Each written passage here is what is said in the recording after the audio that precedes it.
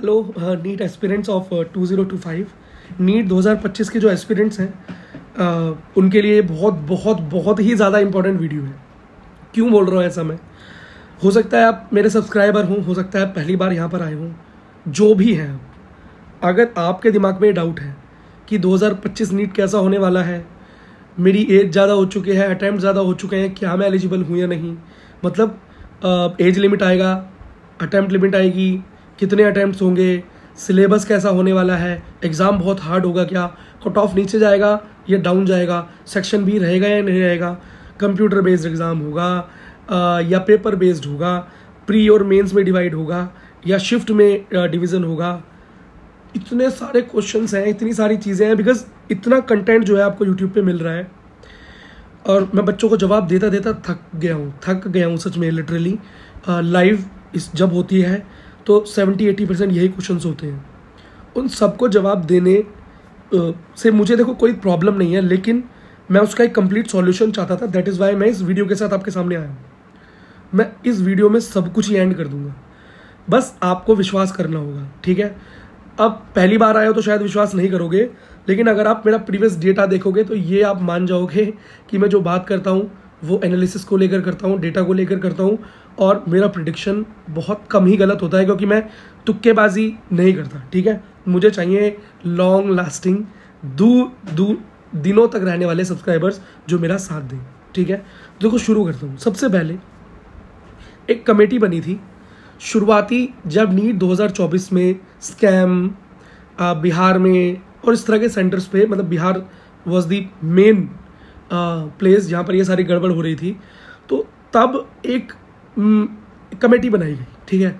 वो क्या कमेटी थी, उसमें कौन लोग थे, इसको डिस्कस करके कोई फ़ायदा नहीं है। उसके लिए मैं एक अलग वीडियो बना चुका हूँ, वो आप देख लेना, है ना? यूपीएससी में तो आने वाला है नहीं ये सब, ना आपके नीट एग्जाम में। एक कमेटी बनी, क्यों बनी वो, अच्छा सारे सवालों के जवाब मिलेंगे जितना शुरू में बोला है, एंड तक देखना वीडियो को। एक बार ये वीडियो देख लोगे, हो सकता है अपने नीट को क्वालिफाई कर जाओ, डिस्ट्रैक्शन से छूट जाओ, फालतू की वीडियोस ना देखो, ठीक है? तो ये सब सोच समझ लो वीडियो छोड़ने से पहले, लाइक कर दो, ठीक? तो कमेटी इसलिए बनी थी कि नीट 2025 को कैसे और सिक्योर बनाया जाए, मतलब जो लीक हो रहा है वो लीक ना हो, नीट 2025 का पेपर बहुत ज़्यादा सिक्योर हो जाए, किस तरीके से उसको और ज़्यादा सिक्योरिटी उसकी टाइट की जा सकती है, पेपर को और ज़्यादा बेहतर बनाया जा सकता है कि उसे लीक करना मुश्किल हो, चीट करना मुश्किल हो, ठीक है? तो नीट 2024 में कौन सी गलतियाँ हुई, उन गलतियों को नहीं दोहराना और क्या चेंजेस ला सकते हैं, ये सिर्फ उस कमेटी का रिस्पॉन्सिबिलिटी थी। 2 महीने का टाइम दिया था उस कमेटी को, 4 महीने बाद अब जाकर उसने रिपोर्ट दी है, तो कमेटी की सीरियसनेस तो आपको समझ में आ ही गई होगी, ठीक है? और अब क्या हुआ है, उस रिपोर्ट को लेकर इतना कंटेंट ऑनलाइन अवेलेबल हो गया, इतना कंटेंट अवेलेबल हो गया कि बस बच्चों की बैंड बज गई, ठीक है? बैंड कैसे बजी? उन बच्चों की बैंड बज रही है ज़्यादा जिनको लग रहा है कि मेरे अटैम्प्ट ज़्यादा हो चुके हैं, मेरे ड्रॉप ज़्यादा हो चुके हैं, मेरी एज ज़्यादा हो चुकी है, मतलब परेशान है। हर लेवल का बच्चा कहीं ना कहीं परेशान है। अब सबसे पहली बात, चीटिंग को रोकने में एज लिमिट का कोई रोल है क्या? सोचो, नहीं है ना? तो याद रखना इस कमेटी के सजेशंस क्या थे, इस कमेटी ने क्या सजेशन दिए जिनको लेकर बहुत बातें चल रही हैं। उनका सजेशन नंबर 1 ये था कि पेपर को ऑनलाइन ले जाते हैं। ऑफलाइन में चीटिंग का मतलब पेपर लीक हो जाता है क्वेश्चन पेपर की वजह से, तो उसे ऑनलाइन ले जाते हैं। दूसरा सजेशन ये था कि इसको मल्टीपल शिफ्ट्स में कन्वर्ट कर लेते हैं। मैं सारी चीज़ डिबंक भी करूँगा अभी, या इसे प्री और मेन में भी कन्वर्ट किया जा सकता है ताकि हम भीड़ कम कर सकें, ठीक है? सिक्योरिटी बढ़ा सकें। चलो अगला, या क्वेश्चन पेपर को डायरेक्टली ऑनलाइन ही सेंटर्स तक भेज दो ताकि बीच में ये ट्रांसपोर्ट वगैरह में जो गड़बड़ होती है एग्जाम पेपर्स की वो ना हो। इस तरह के कुछ सजेशन थे। उस सजेशन में लास्ट में कुछ चीज़ें लिख रखी थी, और क्यों लिखी थी आई डोंट नो, क्योंकि वो उन्हें लिखने के लिए बोला भी नहीं था, क्योंकि उनका काम था सिक्योरिटी को इंश्योर करना, पेपर की सिक्योरिटी को एनहांस करना, उसको लीक प्रूफ बनाना, ठीक, ना कि डिफ़िकल्ट बनाना। बहुत ध्यान से सुनना इस बार, ना कि डिफ़िकल्ट बनाना। अब फ्री सजेशन देने से हर कोई बचता नहीं है। फ्री सजेशन उन्होंने साथ में डाल दिया कि इसके अंदर लिमिट्स, अटैम्प्ट की लिमिट लगाई जा सकती है और एज लिमिट वगैरह भी लगाई जा सकती है। ये लास्ट में छोटे छोटे पॉइंट्स में लिखा। सबसे पहली बात कि पेपर बेस्ड एग्ज़ाम होगा क्या 2025? हो ही नहीं सकता। आपके पेपर में 171 डेज बचे हैं सिर्फ। 171 डेज़ के अंदर नीट जैसे एग्ज़ाम को कंप्यूटर CBT पे लेकर जाना बहुत बहुत मुश्किल है। क्योंकि एक सजेशन और है इसके अंदर कि जो एग्ज़ाम सेंटर्स हैं उसे प्राइवेट की जगह गवर्नमेंट पे शिफ्ट किया जाए, क्योंकि उनका ये मानना है कमेटी का कि प्राइवेट सेक्टर जो इन्वॉल्व है, प्राइवेट जो इंस्टीट्यूट है वो इन्वॉल्व है, स्कूल इन्वॉल्व है, वहाँ पर चीटिंग होती है, हुई भी प्राइवेट में इस बार, तो वहाँ पर चीटिंग के चांसेस ज़्यादा है कि वहाँ नज़र रखना थोड़ा मुश्किल होता है। और एक और बात थी कि हमारा NTA का स्टाफ ही कम होता है, हमें स्कूल का स्टाफ ही हायर करना पड़ता है। जहाँ आप एग्ज़ाम देने गए होगे या जाओगे वहाँ पर आपको स्कूल के ही टीचर होते हैं, उसी स्कूल के जो आपका एग्ज़ाम ले रहे होते हैं। तो ये उनका सजेशन था। अब एक बात बताओ, कितने कंप्यूटर बेस्ड संस्थान हमारे पास हैं जो कि नीट का पेपर कंडक्ट करवा सकते हैं ऑनलाइन? इतने बच्चों का इस बार नीट फॉर्म भरने वाले बच्चों की संख्या रिकॉर्ड हाई होगी। हर बार रिकॉर्ड होता है, इस बार भी रिकॉर्ड होगा। 24-25 लाख बच्चों को CBT एग्जाम पर लेकर जाना, 171 डेज के अंदर इस चीज़ों को अरेंज करना नॉट पॉसिबल। तो इसका सजेशन उन्होंने दिया मल्टीपल शिफ्ट में करा लेते। एक दिन में नहीं हो पा रहा तो JEE की तरह अलग अलग शिफ्ट में करा लेते हैं। अरे भाई, UPPSC वाले एग्जाम को लेके इस टाइम उत्तर प्रदेश में इतना तगड़ा हंगामा हो रहा है, प्रयागराज में, आप सोच भी नहीं सकते। सिर्फ आप UPPSC डाल दो, आपको दिखाई दे जाएगा क्या चल रहा है। क्या डिमांड क्या कर रहे हैं कैंडिडेट बोल रहे हैं 1 डे 1 एग्जाम, एक दिन में एक ही शिफ्ट में एग्जाम होना चाहिए। जब चुनाव एक टाइम में हो सकता है, नीट का एग्जाम एक दिन में हो सकता है, ये भी रीजन है वहाँ पे। तो क्यों हमारे पेपर को आप मल्टीपल शिफ्ट में कराते हो? यहाँ तो चीटिंग बढ़ रही है इस वजह से। तो एक बात बताओ, चीटिंग को कम करने के लिए मल्टीपल शिफ्ट में शिफ्ट करना तो यहाँ पर खत्म हो गया। सरकार ऐसा रिस्क क्यों लेगी?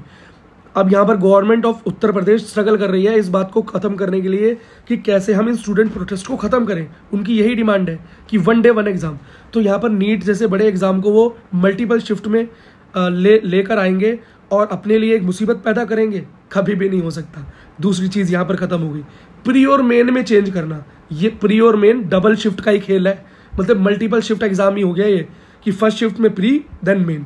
नहीं होने वाला 171 डेज के अंदर, हो ही नहीं सकता। ठीक है, तो इस बार ये चेंज भी नहीं आने वाला।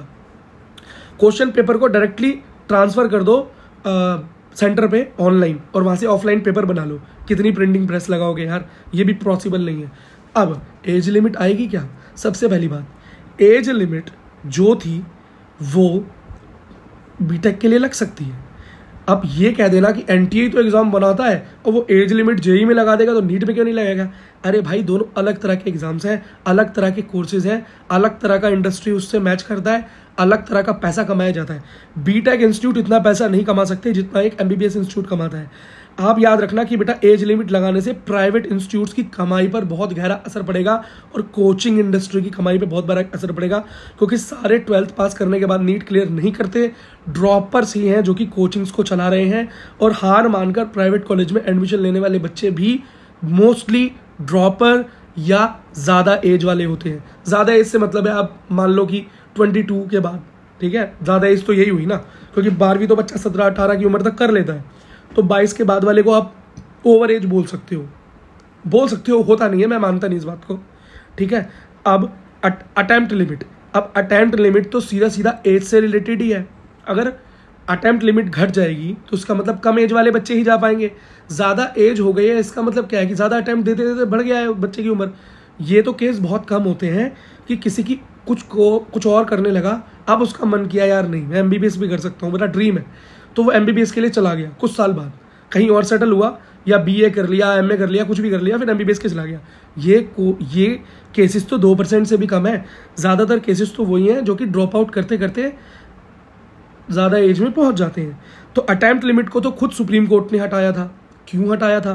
क्योंकि अलग अलग जो काउंसलिंग अथॉरिटीज़ है ना, स्टेट बाय स्टेट, सारी स्टेट्स की, सबका अपना अपना एग्जाम होता था पहले अलग, तो वहाँ पर वो कुछ जगह एज लिमिट थी, कुछ जगह नहीं थी, मोस्टली नहीं थी, क्योंकि ज़्यादातर स्टेट अपना पैसा अच्छा खासा प्राइवेट इंस्टीट्यूट्स में एडमिशन करवा कर ही कमाती हैं। तो वो क्यों चाहेंगे कि वो कैंडिडेट जो कि इधर उधर हार मानने के बाद प्राइवेट सेक्टर को चूज़ करते हैं चले जाए? कोई नहीं चाहेगा। तो कोचिंग इंडस्ट्री और स्टेट काउंसलिंग अथॉरिटीज़, ठीक है, प्राइवेट सेक्टर अथॉरिटीज़ कह सकते हो इनको, ये सुप्रीम कोर्ट गए थे और सुप्रीम कोर्ट ने ही ये अटेम्प्ट लिमिट, एज क्राइटेरिया सब कुछ हटा दिया था। ठीक, तो क्या लगता है ये 2 मिनट में हट जाएगा और ये सारे संस्थान, बाकी state authorities, private authorities, coaching industry, सब हाथ जोड़ के ऐसे बैठेंगे, हाँ वेरी गुड जी धन्यवाद, ओके कंप्रोमाइज़ कर लेंगे हम, हो ही नहीं सकता। तो कुल मिला के मैंने सारी बातें कवर कर दी हैं, आई होप कुछ छूटा ना हो। और एक और चीज़ बता दूं, पेपर बहुत हार्ड आने वाला है। अरे नहीं आने वाला हार्ड भाई, मैं बता रहा हूँ पेपर हार्ड नहीं आएगा, क्योंकि एनटीए ने लीक वाले टाइम पे प्रेस कॉन्फ्रेंस जितनी बार भी हुई, उन्होंने ये मानने से ही मना कर दिया कि हमारे पेपर का लेवल डाउन था। उनका ये कहना था कि बच्चों का लेवल बढ़ गया है, कोचिंग इंडस्ट्रीज़ का लेवल बढ़ गया है, बच्चों के पढ़ने का तरीका बढ़ गया है, availability of teachers, knowledge, YouTube की वजह से बच्चों का IQ चेंज हो गया है, बढ़ गया है, इस वजह से हो रहा है। हमारा पेपर में कोई डाउनफॉल नहीं है। तो ये तो भूल जाओ कि एनटीए ने ये मान लिया कि पेपर आसान था इसलिए कट ऑफ हाई चला गया, ऐसा कुछ नहीं होगा। पेपर बिल्कुल भी हार्ड नहीं आने वाला है, कट ऑफ इस बार भी ऊपर रहेगा, कट ऑफ इस बार भी ऊपर रहेगा, कट ऑफ में डाउनफॉल नहीं होगा। सेक्शन बी शायद जा सकता है, सेक्शन बी शायद जा सकता है, उसके जाने के चांसेस ज़्यादा हैं, बाकी और कुछ होने नहीं वाला। पेपर हार्ड होगा नहीं, कट ऑफ बहुत हाई होगी, ठीक है। एनसीईआरटी ही आपका मेन सोर्स है। और अच्छा पेपर हार्ड नहीं होगा, इसका एक रीज़न और है, सिलेबस के अंदर कटिंग देखिए इस बार, इतना ज़्यादा सिलेबस कट ऑफ हुआ है, इतना ज़्यादा सिलेबस कट ऑफ हुआ है कि इतना कम सिलेबस बच गया है पढ़ने के लिए। तो यार पेपर को कैसे हार्ड बनाओगे आप? हार्ड बनाने के लिए तो आपको ज़्यादा चीज़ें ऐड करनी पड़ेंगी ना, वो हो नहीं रहा, डाउनफॉल पे डाउनफॉल हो रहा है। तो ये सब तो होने नहीं वाला। मैंने हर चीज़ का वैलिड रीज़न दिया है, हर रीज़न को आप गूगल पे रीवेरीफाई कर सकते हो। जितनी भी चीज़ें और इवेंट्स मैंने बोले हैं, इन सारे इवेंट्स को सिर्फ आप नाम बोल के और मेरे जो मैंने आपको बोला है कुछ कीवर्ड्स बोल के गूगल पर लाइन बाय लाइन सर्च कर सकते हो। कुछ भी इधर उधर से नहीं बोला, कुछ भी फालतू की चीज़ आपको नहीं बताई है, सारे फैक्ट्स बताए हैं, सारे फैक्ट्स प्रूव होंगे। नीट 2024 के 25 के पेपर में ना तो एज लिमिट आएगी, ना अटैम्प्ट लिमिट आएगी, ना पेपर ही टफ आने वाला है और ना ही कट ऑफ डाउन जाएगी, ना ये पेपर ऑनलाइन होगा, ये पेपर बेस्ड ही होने वाला है। कोई 2 शिफ्ट में नहीं होगा, सिंगल में होगा, कोई प्री मेन नहीं होगा, एक ही एग्जाम होगा। और पेपर भी क्वेश्चन पेपर पेपर वाला ही आएगा, कोई ऑनलाइन वाला नहीं आएगा, बात खत्म। तो अब प्लीज़ मेरी रिक्वेस्ट है आप सबसे हाथ जोड़ के, भाई इधर उधर की वीडियोस, लेटेस्ट अपडेट, अरे लेटेस्ट अपडेट जो है ना, ये आपका समय, आपका दिमाग सब कुछ खराब कर रही है। बच्चे बोल रहे हैं भैया पढ़ा नहीं जा रहा, जब से हमने ये चीज़ न्यूज़ सुनी है पढ़ा ही नहीं जा रहा, मेरा तो अटैम्प्ट इतना हो गया, मेरी एज इतनी हो गई, ये हो गया, वो हो गया। अरे भाई कुछ भी नहीं होने वाला, सारी चीज़ों को एज ए फैक्ट मैंने आपके सामने रख दिया है। अब सिर्फ मेरी आपसे रिक्वेस्ट है, पढ़ाई में वापस लग जाओ, पढ़ाई में वापस लग जाओ, स्ट्रेटेजी बनाओ, रिवीजन को साथ में कंटिन्यू करो। ऐसा मत करना कि सारा कोर्स कर लूँगा फिर रिवीजन करूँगा, फिर MCQ करूँगा, फिर नीट करूँगा, फिर कुछ नहीं होगा, फिर तुम अगले साल जाओगे, ठीक है।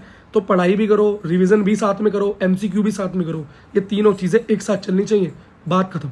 बस कभी कभी रिवीजन का अमाउंट बढ़ाओ, नए कोर्स का कम कर दो, या कभी कभी नए कोर्स का ज़्यादा बढ़ाओ और रिवीजन का कम कर दो, पर MCQ तो साथ में लेके चलने ही चलने। अगर वीडियो पसंद आया हो, ये सारी जानकारी और इससे ज़्यादा इंपॉर्टेंट जानकारियाँ रिटर्न फॉर्म में चाहिए हों, तो टेलीग्राम, इंस्टाग्राम, व्हाट्सएप सब पर मिलेंगी, सबके लिंक इस वीडियो में मिलेंगे। मुझसे पर्सनली जुड़ना चाहते हो, मेरा नाम है विक्की सिंह, चैनल का नाम है SVP इंस्टीट्यूट, दोनों की इंस्टा ID का लिंक भी इस वीडियो के डिस्क्रिप्शन में है। आप चाहो तो हमें सपोर्ट कर सकते हो बाय ज्वाइनिंग आवर मेम्बरशिप और by giving a super thanks वगैरह, जो भी है जिस तरह से आप करना चाहो, ताकि मुझे भी मोटिवेशन मिले आपके लिए इस तरह का कंटेंट लाने के लिए, और मैं कुछ ना कुछ रोल निभा पाऊँ आपके करियर में, आपको एक सक्सेसफुल जगह पे या आप जहाँ भी जाना चाहते हैं वहाँ तक पहुँचाने में। धन्यवाद वीडियो को अंत तक देखने के लिए। मिलता हूँ अगली वीडियो में।